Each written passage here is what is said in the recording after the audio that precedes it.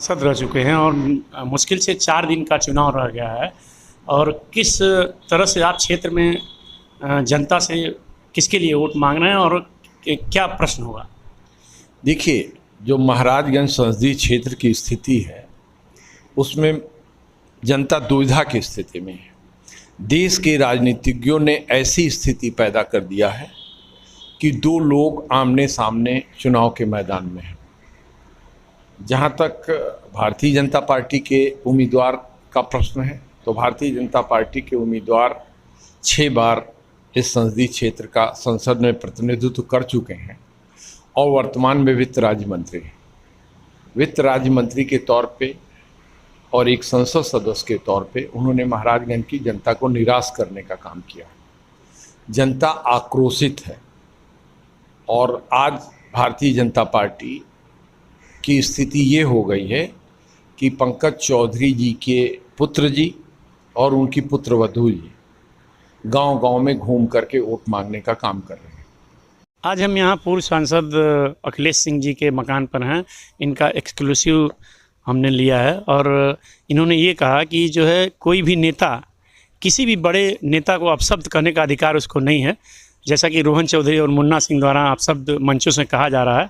इस पर उन्होंने खड़ा विरोध किया और उनका ये कहना है कि जब भी स्वाभिमान के खिलाफ लड़ाई होगी तो मैं लड़ाई लड़ूंगा, चाहे वो मेरा कोई भाई हो या कोई अन्य आदमी हो। उनका यह भी कहना था कि जनता रूठ गई है, क्योंकि ये दोनों लोग एक मंच पर आ गए हैं। मंच पर आने से भी जो है जनता जो है रूठी है। जनता का ये कहना है कि कभी भी जो है ये लोग मंच पर आ सकते हैं, इसलिए जो है इनके बहकावे में हम नहीं आएंगे और हम वोट अपने हिसाब से करेंगे। जनता का यही कहना है कि वोट हम अपने हिसाब से करेंगे। और जनता यह भी कह रही है कि यहाँ न तो कोई कैकेयी था न कोई शकुनी था, लेकिन इन दो भाइयों में विवाद कैसे हो गया हम लोगों के समाज से परे है। मनोज कुमार त्रिपाठी, हर्षोदय टाइम, नौतनवा, महाराज। किसी ने रखा है तो उस व्यक्ति का नाम है स्वर्गीय जवाहरलाल नेहरू। आज भारत और पाकिस्तान के बीच में नफरत की दीवार खड़ी करके वोट हासिल करने वाले लोगों, इंदिरा गांधी ने 1971 में पाकिस्तान के 2 टुकड़े करके पाकिस्तान को उसकी हैसियत बता देने का काम किया था। आपने पाकिस्तान का एक गांव भी कब्जा करने का काम नहीं किया। आप किस मुंह से इंदिरा गांधी की आलोचना करो? लेकिन जब उसी इंदिरा गांधी ने देश के अंदर इमरजेंसी को लगाया और देश के संविधान को खतरा हुआ तो हमारे जैसे लोगों ने इंदिरा गांधी का पुरजोर विरोध करने का काम किया। स्वर्गीय राजीव गांधी जी जब इस देश के प्रधानमंत्री बने तो शुरुआती दौर में उन्होंने बहुत अच्छे काम किए और बहुत सी कमियों को स्वीकार किया। जब बोफोर्स तोप का मामला आया तो हम लोगों ने सड़कों पे नारा लगाया उनके विरुद्ध। तो जो भी गलती करेगा लोकतंत्र में उसके विरुद्ध आवाज़ उठाना हमारा धर्म है। आज जो लोग बुलडोजर की बात करते हैं, जो लोग गाड़ी पलटने की बात करते हैं, तो मेरा बड़ा विनम्र अनुरोध है कि बुलडोजर का प्रयोग योगी आदित्यनाथ ने पहले नहीं किया है। योगी आदित्यनाथ के पहले उत्तर प्रदेश के मुख्यमंत्री अखिलेश यादव जी ने सीतापुर में अपने ही यादव विधायक के होटल पर बुलडोजर चलाने का काम किया था जब वो सत्ता में थे। गाड़ी पलटने का खेल केवल विकास दुबे के मामले में नहीं हुआ है। गाड़ी पलटने का काम इस क्षेत्र का एक दुर्भाग्य से 17 में एमएलए हो गया, डालने का काम किया था। तो विकास दुबे का खेल तो बाद में हुआ। जो काम समाजवादी पार्टी के कार्यकाल में हुआ उसका ही अनुसरण योगी आदित्यनाथ ने किया है। मैं विनम्रता के साथ कहना चाहता हूँ, सत्ता का अपना एक चरित्र होता है। सत्ता में बैठे हुए लोग दम्भी होते हैं, सत्ता में बैठे हुए लोग अहंकारी होते हैं। अगर लोकतंत्र को सही रास्ते पे ले चलना है तो इस महल में जो है 2 थे और यहाँ कौन सा ऐसा नज़र लग गया, यहाँ ना तो कोई कैकेयी है ना तो की नज़र लग गई। इस पर आपका क्या कहना है? देखिए, हुआ मैं धन्यवाद दूंगा श्रीमती सोनिया गांधी जी को कि सोनिया गांधी जी ने जिस क्षेत्र में वो अस्पताल था उस क्षेत्र के विधायक को हमारे अनुज की देखभाल के लिए लगाया। और कृपाशंकर सिंह जो गृह राज्य मंत्री कांग्रेस के शासन में महाराष्ट्र में रह चुके हैं और इस समय भारतीय जनता पार्टी के बैनर तले जौनपुर से वो एमपी का चुनाव लड़ रहे हैं, उनको मेरे बहन के आवास पर भेजा। लेकिन अखिलेश यादव जी ने टेलीफोन से भी मेरे अनुज का हालचाल लेने का काम नहीं किया। जब इलाज करा करके मेरे अनुज बहन के आवास पे सांता क्रूज में आए तो कृपाशंकर सिंह जी एक पत्र लेकर के आए। कपिल सिब्बल साहब राज्यसभा का चुनाव लड़ रहे थे, कांग्रेस पार्टी की तरफ से चुनाव लड़ रहे थे। तो उन्होंने कहा कि अगर इस पर कुंवर कौशल सिंह जी के हस्ताक्षर हो जाएंगे तो हम लोग आग्रह करेंगे कि डाक मतपत्र जारी हो जाए और यहाँ से डाक मतपत्र चला जाएगा। मुन्ना सिंह ने उस डाक मतपत्र के पत्र पर हस्ताक्षर करने से मना किया। मैंने उस समय कहा तुम ये गलत निर्णय ले रहे हो, लेकिन वो गंभीर रोग से पीड़ित थे इसलिए मैं ज़्यादा नहीं कह सकता था। मुन्ना सिंह की पहली गलती ये है कि जब वो कांग्रेस पार्टी में गए थे तो उन्हें कांग्रेस पार्टी में बने रहना चाहिए था। मैंने शुरू में भी कहा था कि जिन परिस्थितियों में राहुल गांधी जी नौतनवा आए थे और जिन परिस्थितियों में तुम्हें यहाँ की जनता ने एमएलए बनाया था, उसमें उस पार्टी के साथ विश्वास, मैंने कभी किसी पार्टी के, जिस पार्टी में रहा हूँ, कभी विश्वासघात नहीं किया। तो ये पार्टी के साथ विश्वासघात हो, तो पहली राजनीतिक गलती मुन्ना सिंह की वहाँ थी।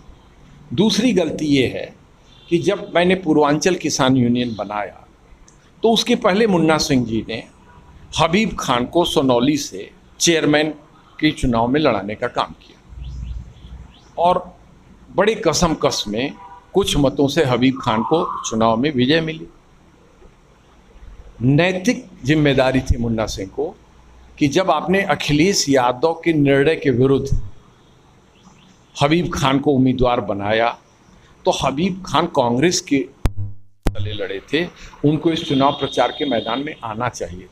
मुन्ना सिंह तो अपना गला फाड़ रहे हैं, लेकिन हबीब खान कहीं मंचों पे दिखाई दे रहे हैं।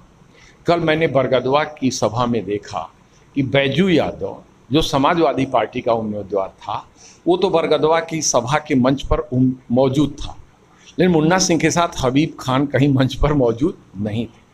ये बात मैं इसलिए कहना चाहता हूँ कि मुन्ना सभा में देखा कि बैजू यादव जो समाजवादी पार्टी का उम्मीदवार था वो तो बरगदवा की सभा के मंच पर मौजूद था, लेकिन मुन्ना सिंह के साथ हबीब खान कहीं मंच पर मौजूद नहीं थे।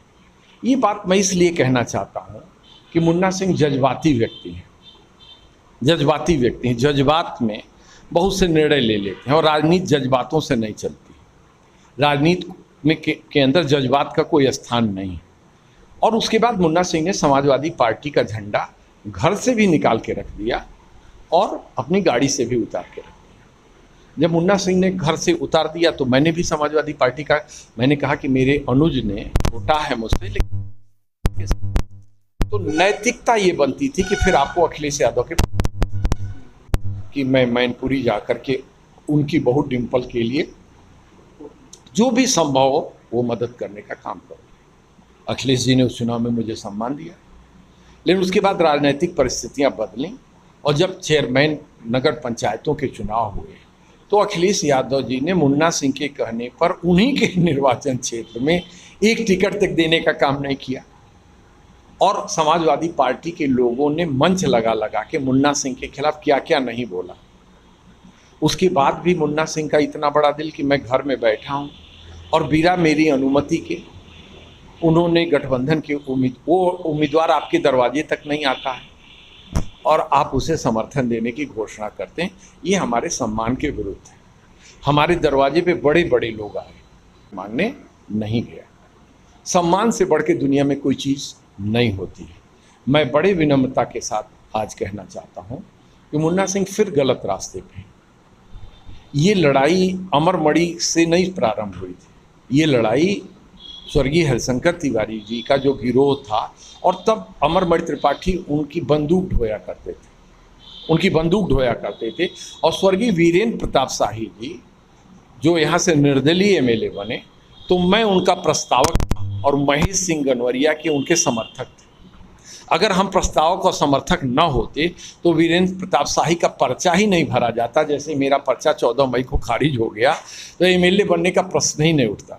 उसी तरह से मेरे जैसे अनुभवी व्यक्ति का 4 सेट में पर्चा खरीदा जाए और 1 सेट में पर्चा दाखिल हो और जो वो वकील हमारे पारिवारिक वकील, अनुभवी वकील, हमारा जो सेक्रेटरी कह लीजिए या सहयोगी कह लीजिए, वो आज से नहीं बहुत दिनों से साथ में और 1 सेट में पर्चा दाखिल हो और पर्चा खारिज हो जाए, ये मेरे लिए शर्मनाक स्थिति है। ये मेरे लिए शर्मनाक स्थिति है। जज्बात, वो मुन्ना सिंह मुझसे कह देते कि भैया आप पर्चा उठा लीजिए, मैं पर्चा उठा लेता, लेकिन घर में रह करके ही इस तरह का कृत्य ये निंदनीय है। मुन्ना सिंह मेरे छोटे भाई हैं। मैंने पहले भी कहा कि वो कोई भी गलत निर्णय लेंगे तो उन गलत निर्णयों में मैं चुनाव की राजनीति में उनका साथ दूंगा, अपराध की राजनीति में नहीं।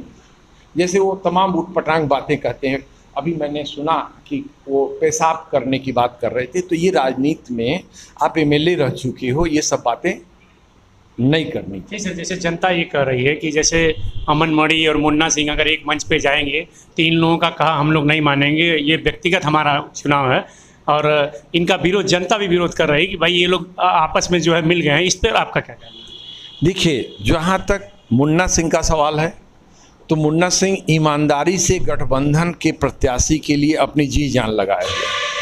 उनकी तबीयत ठीक नहीं है। जिस दिन उन्होंने वीरेंद्र चौधरी को समर्थन देने की बात कही थी, उस दिन मेरी तबीयत ठीक नहीं, और कल को मुन्ना सिंह नहीं रहेंगे तो मैं अपना एक प्यारा भाई खो दूंगा। अपनी जान को जोखिम में डाल करके भी वो वीरेंद्र चौधरी गठबंधन के उम्मीदवार का समर्थन कर रहे हैं। लेकिन मुन्ना सिंह को ये याद रखना चाहिए कि वो कांग्रेस पार्टी से एमएलए हुए थे, समाजवादी पार्टी से कभी एमएलए नहीं हुए। और जहाँ तक दूसरे पक्ष का सवाल है, तो दूसरा पक्ष 1991 को छोड़ करके और 2009 को छोड़ करके अब तक लोकसभा के चुनाव में सदैव पंकज चौधरी को वोट देता आया है, सदैव पंकज चौधरी को वोट देता है। तो जनता अगर ये बात कहती है तो सही है कि कल तक आप दोनों लोगों ने हमको लड़ाने का काम किया, गांव-गांव में गोलबंदी खड़ा किया, और आज दोनों लोग एक मंच पर आ गए हैं। इसीलिए मैंने पहले दिन ही प्रेस कॉन्फ्रेंस करके कहा था कि जिस व्यक्ति का अमरमणि त्रिपाठी का परिवार समर्थन कर रहा होगा, उस व्यक्ति का मैं कतई समर्थन जीते जी नहीं कर सकता हूँ। उसका एक उदाहरण है कि जब नेताजी तीसरी दफ़े मुख्यमंत्री बने थे और अमरमणि जब लोकसभा चुनाव के बाद जमानत पर छूट करके आए, तो हरपुर में घर भोज के कार्यक्रम में नेताजी का कार्यक्रम लगा था। लगभग 11 बजे रात को नेताजी का फ़ोन आया कि मैं समाजवादी पार्टी का राष्ट्रीय अध्यक्ष बोल रहा हूँ। मैंने कहा नेताजी प्रणाम, कल मैं आपके यहाँ आ रहा हूँ, आपको आना। मैंने कहा नेताजी उस कार्यक्रम में मैं नहीं आ सकता, जिस कार्यक्रम में अमरमणि जैसे दुर्दांत अपराधी मौजूद हों उस कार्यक्रम में मैं आ नहीं सकता। और ये बात इसलिए कह रहा हूँ कि जब मधुमिता शुक्ला की हत्या हुई तो उस समय मुलायम सिंह यादव जी ने सदन में मुझसे कहा कि तुम अमरमणि त्रिपाठी से डरते हो। तो मैंने कहा अमरमणि त्रिपाठी जिस अपराध शास्त्र के विश्वविद्यालय चलाने वाले प्राचार्य की छत्र छाया में पल के बड़े हुए, मैं उनसे नहीं डरता हूँ, तो अमरमणि त्रिपाठी से डरने का तो नहीं उठता है। और मैंने जो नेताजी के कहने पर मैंने जो लोकसभा के अंदर मधुमिता शुक्ला कांड को उठाया, उसके बाद तत्कालीन प्रधानमंत्री अटल बिहारी वाजपेयी जी ने इस विषय को गंभीरता से लिया और सीबीआई जांच के लिए तत्कालीन मुख्यमंत्री मायावती जी को बुला के निर्देशित किया। अगर सीबीआई से वो जांच नहीं होती तो अमरमणि जेल के सलाखों के पीछे होते। उसी मुलायम सिंह यादव जी ने फिर अमरमणि त्रिपाठी को बचाने का भी प्रयास किया न्यायालय के माध्यम से, लेकिन सीबीआई चतुर थी, वो पीछे पीछे लगी रही और पराजय का मुंह देखना पड़ा। अभी बिल्कुल बानो कांड में जो सर्वोच्च न्यायालय का फैसला आया है, उसमें जिनको गुजरात की सरकार ने छोड़ा था उन्हें न्यायालय में समर्पण करना पड़ रहा है कि नहीं करना पड़ रहा। तो इसमें भी जब मामला उत्तराखंड न्यायालय का ने दिया है तो उत्तर प्रदेश सरकार को रिहा करने का कोई अधिकार ही नहीं है। संभवतः जुलाई में उसकी डेट पड़ी है, उसमें वो जेल के सलाखों के पीछे जाएंगे। इस पर गठबंधन के उम्मीदवार का क्या कहना है? कटका में जो 56 एकड़ जमीन पर घोषित हो चुकी है, जमीन पर घोषित हो चुकी है जमीन, 22 एकड़ पंकज चौधरी के परिवार के नाम से जो बैनामा हुआ है, वो बैनामा शून्य हो जाना चाहिए। और मैं बड़े ही अदब के साथ कहना चाहता हूँ, लोकसभा चुनाव के बाद इस मामले को अगर प्रशासन ने नहीं देखा तो जनहित याचिका के माध्यम से ये मामला सर्वोच्च न्यायालय में जाएगा और आवश्यकता पड़ने पर माननीय लोकायुक्त के यहाँ भी अपील दायर की जाएगी। भूषण तिवारी जी ने संसद के अंदर, जो समाजवादी पार्टी के संसद सदस्य थे और जनेश्वर मिश्र जी और लोहिया के अनुयायियों में से थे, उन्होंने संसद के अंदर गोरखपुर आनंद नगर नौतनवा, गोरखपुर आनंद नगर गोंडा लूप लाइन के आह्वान परिवर्तन का मामला उठाया। तो तत्कालीन सरकार के रेल मंत्री रामविलास पासवान जी ने इस परियोजना को मूर्त रूप देने का काम किया।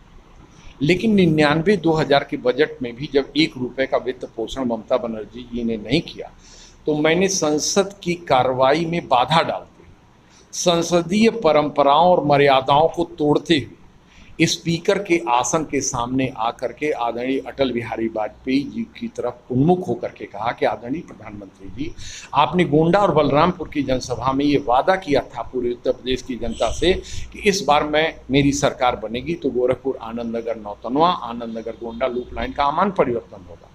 इस तीसरे बजट में भी इस पर 1 रुपए का वित्त पोषण नहीं हो रहा। लगातार 3 वर्षों तक अगर किसी परियोजना पर वित्त पोषण शून्य होता है तो परियोजना मृत प्राय हो जाती है। आपके नेतृत्व में ये लूटा जा रहा है ये इलाका, आप मूक दर्शक बन के बैठे हैं। संसद की कार्रवाई ठप हुई और जब अगले रेल मंत्री बने 1 वर्ष बाद नीतीश कुमार जी, तो उन्होंने 1 करोड़ रुपए उस परियोजना पे दिया।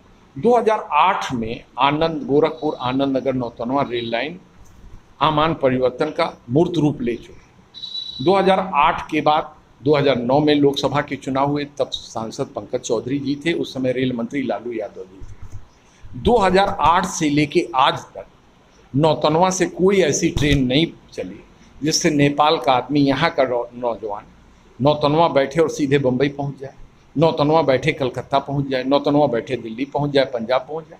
किसी नई ट्रेन को चलाने की ज़रूरत नहीं थी। केवल जो ट्रेनें गोरखपुर में रुकती हैं, जिनका ठहराव गोरखपुर में है, उनका फेरा अगर केवल 90 किलोमीटर बढ़ा दिया जाता, बॉम्बे वीटी ट्रेन रात को नौतनवा रुकती, कलकत्ता जाने वाली पूर्वांचल एक्सप्रेस रात को नौतनवा रुकती, गोरखधाम रात को नौतनवा रुकती, कृषक तो जो मड़ुआडीह से कर दिया गया है उसकी जगह पर एक वैकल्पिक ट्रेन और गोरखपुर से चलती है, इंटरसिटी उसको कहते हैं, उसको अगर नौतनवा से चलाया जाता तो आप यहाँ बैठते, लखनऊ चले जाते, दिल्ली चले जाते, पंजाब चले जाते, कलकत्ता चले जाते, बम्बई चले जाते। जो लोग 2008 के बाद से अब तक एमपी रहे हैं, क्या वो इसके लिए दोषी नहीं है? इसलिए दोषी हैं। नौतनवा को अपनी ज़मीन समझा ही नहीं। उन्होंने नौतनवा को अगर अपनी ज़मीन समझा होता तो आज स्थिति नहीं होती। मैं जब लक्ष्मीपुर का विधायक था और दूसरी दफ़े मुलायम सिंह यादव जी उत्तर प्रदेश के मुख्यमंत्री बने थे, तो मैंने फरीदा को जिला बनाने की मांग किया। और अगर 1995 में हमारी सरकार न गिरी होती तो मैं दावे के साथ कहता हूं कि उत्तर प्रदेश के मानचित्र पर फरीदा एक नया जिला बनता और इस इलाके का कितना विकास होता। आपको याद होगा 2017 में जब अखिलेश यादव जी हमारे अनुज कुंवर कौशल सिंह के लिए वोट मांगने के लिए आए थे, तो हमने उनसे कमिटमेंट कराया था, हमने उनसे वादा कराया था कि नौतनवा को सीमांत जनपद घोषित कर दिया जाएगा।